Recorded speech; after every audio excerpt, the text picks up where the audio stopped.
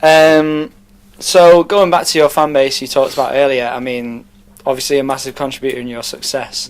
Yeah. They're like incredibly loyal and like, I wouldn't say fanatical in a good way, like really enthusiastic. Fantastically. You guys have got your own social network, Obsidian Bond. Check it out on the website. Do you? Is that like an active thing that you do? Do you try and nurture this idea of being not just a band, but like a focal point for a community? Yeah, I mean, I'd say we do. Yeah, I think we don't. It's not intentional, really. It's like something like we're not going hard. You know, let's make a community. I think we just feel it's just a natural thing that happened. Like we kind of get to a point where we're like, you know, we need somewhere to put all this stuff that people should read, and we really want everyone to get into everything about the band. And we're not trying to create like a, you know, cult or anything like that. You know what I mean? But it just is a natural thing that happens. Like, you know, we want to show people what we can do, and the easiest way to do that is create like a social network. Yeah, we attract creative people as well. Like they're kind of people that are interested and interesting in themselves, and yeah, I just think these people have naturally gravitated to us, and then they've like kind of found people that are like them and just formed this community, which is awesome. And we just reacted to that by going, here you go, there's somewhere that you can be. Done. And it's like a lot of our fans are completely out there. Like we have a lot of people that, you know, are completely at odds with everything that's going on in their world. Do you know what I mean? A lot of them are kind of like transgender or whatever and all this sort of stuff, and it must be really difficult for them in the outside world, in the real world, to get on, whereas they come to our world and they meet a load of people that are just like them, which makes it really easy for them to get along. I mean, Sam Smith would be welcomed, you know what I mean? I think he's the kind of guy that I'd like to get involved until I found out his mum's an investment bank. Now we can go to hell. Completely ruined it. But it's a very inclusive community. I mean, anyone's welcome. Like, and that's, I think, that's something that often stresses me out, because I will then see people abusing that part, like people saying that they know us and no one else knows us as well, and all this sort of bollocks, and that's all against what we're about. We're about we want no inspiring, no elitism. I don't want people moaning and slagging off at other fans and shit like this. Just be mates and get on with it, and that's what we're all about. Just having fun, getting drunk. Specifically. I don't really want to make the comparison musically, because you guys are your own band, but it does remind me back in the day of like when I was a kid, and I was very much into these, like My Chemical Romance's kind of fan base was very much like that, like very enthusiastic. I mean, I was fucking one of them. When I was 16, by the way, I won a competition to interview My Chemical Romance for Kerrang magazine. Fucking best day of my entire life when I was 16. Cool. But it's that kind of like crazy, like. They're a great band. They're very accessible for people because they talk about like issues that they have had in their own lives and how it can relate to people, and they say it shows like music can save lives and stuff like that. It's kind of a similar, not the same, but kind of a similar.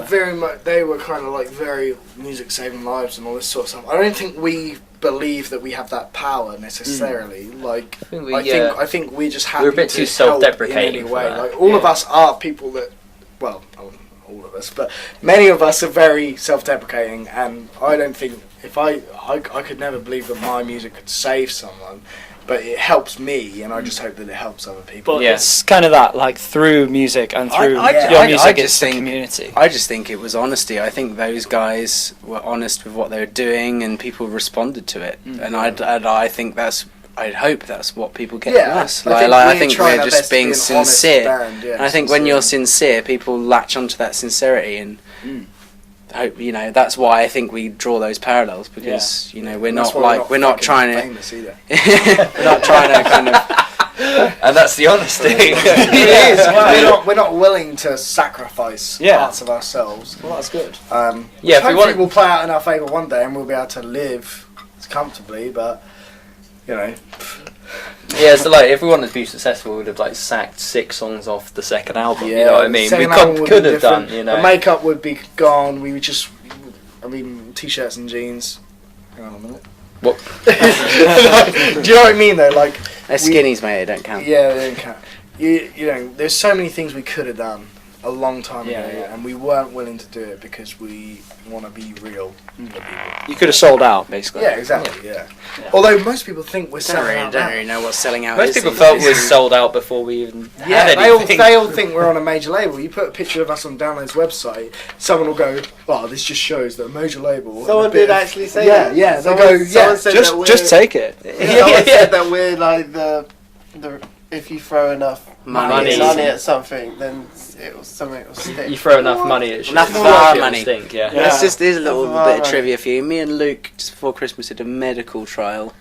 I risked my Literally, life. to earn I some risked money. my life. Oh no! So Yeah, that's we fucking risked our money for you. sanities, by the way. These two worked in Hamleys in London. At I Christmas worked time. for Uber, signing up drivers, checking their vehicle documents. Meanwhile, these guys are chilling out in bed watching Netflix. Yeah, while being pumped with potentially poisonous fucking medicine. You do that now. Fucking drink it. It's not even potentially, it just is poisonous. Yeah, I know. But it is a trend. Like a lot of rock bands have day jobs now. Yeah. Like, Yeah. We don't right now. Yeah, We're right very, now very- we're back yeah. on track, man. Yeah. Taking them guys dying or whatever they were supposed to be doing. These guys smiling for children. We're back on track because we managed to, especially these guys. They got some crazy money for.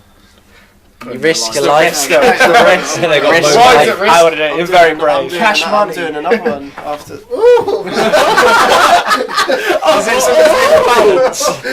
You won't be if you. That was a little bit camp, wasn't it? That's what happens. Like, I'm quite camp. Like, So I don't learn that for yeah. It's just like, oh, yeah, some bright red. I'll do a few quick silly questions to end. So you may be fearless vampire killers, but is there anything you're afraid of? everything. Everything. Birds. Have you had that before? He's terrified of birds. It was quite funny. We were in Why are you laughing Switzerland much? and Just we funny, were trying to take a picture by this nice little river. It just looked very Literally Swiss. millions of. And there was pigeons. millions of If you've pigeons, seen- if you've and seen, they were such stubborn bastards yeah. as well. I was trying to chase them away, like Lucas, all right, mate, I'll get it for you. Chased all the pigeons away, and then they would just kept going back. It's like they didn't like understand that we They wouldn't didn't make a understand. photo. They're like, you know, We fucking did like hell. a tour diary from Switzerland. If you've seen that, there's a lot of footage of birds in it, and they're the birds that Just me not you can hear me saying, like, oh, let's just take the photo over here and get it over and done with. Well, obviously, we didn't film I'm a bit it. claustrophobic as well. Like slightly. really, I it's don't not really like. I don't really. No, not like this. You don't But like like what? in lifts and stuff. Yeah. I'm not very cool. But I did actually in Manchester get stuck in a lift in the very We are travel in lodge that we're in tonight. I think. Yeah. No, it's not. no, it's a different one. the Was other it different one? The other one, yeah. Well, yeah, another one in Manchester. But hopefully tonight. That was funny. We called That'll be okay. We called the Fire brigade. The fire brigade. No, the guy called the fire brigade. Yeah. But Yeah, then he he got just out. went down and got out of the bottom and went up the stairs.